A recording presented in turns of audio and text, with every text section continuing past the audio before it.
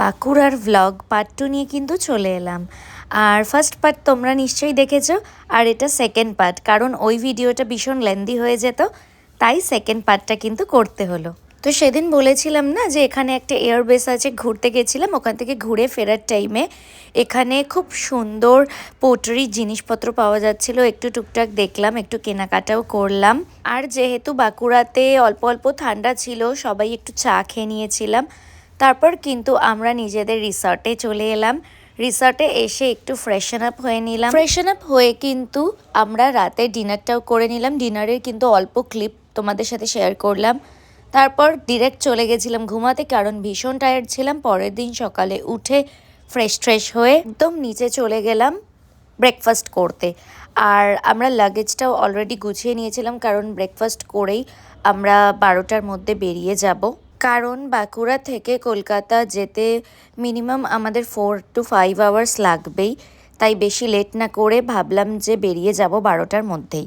আর তোমাদের বললাম না যে রিসর্টে এতটাই সুন্দর গার্ডেনিং করা, একদমই ওখান থেকে যেতে মন চাইছিল না। তাই জন্য ব্রেকফাস্ট কমপ্লিট করে আমরা একটু ফটো ভিডিও তুলে নিচ্ছিলাম, বিকজ আমি পার্সোনালি ফুল খুব পছন্দ করি, তাই আমার তো খুব ভালো লেগেছিল, আর তোমাদেরও খুব ভালো লাগবে তোমরা যদি এখানে আসো। তারপরে ফাইনালি আমরা একদম লাগেজ ট্যাগেজ গাড়িতে তুলে বেরিয়ে পড়লাম।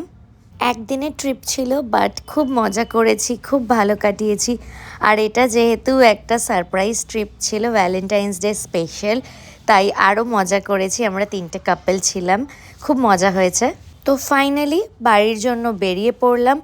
রাস্তায় কিন্তু আমাদের প্ল্যান ছিল যে লাঞ্চ করব, বাট আমরা যেহেতু ব্রেকফাস্ট খুব হেভি করে নিয়েছিলাম, তাই আর লাঞ্চ স্কিপ করে দিয়েছি। আর আমরা বর্ধমান হয়ে যাচ্ছিলাম, তাই ভাবলাম একটু ল্যাংচা নিয়ে যাওয়া যাক বাড়ির জন্য। আর আমি ওখানে একটু ট্রাই করলাম মিহিদানা। আমার কিছুই খেতে ইচ্ছে করছিল না, কারণ অলরেডি পেট ফুল ছিল, বাট তাও একটু দেখে লোভ লাগছিল বলে নিয়ে নিলাম। তারপর কিন্তু একটু ডাবের জল খেলাম, আর খেলাম ঝালমুড়ি। আর চলো দেখা হচ্ছে তাহলে নেক্সট ভ্লগে। টাটা।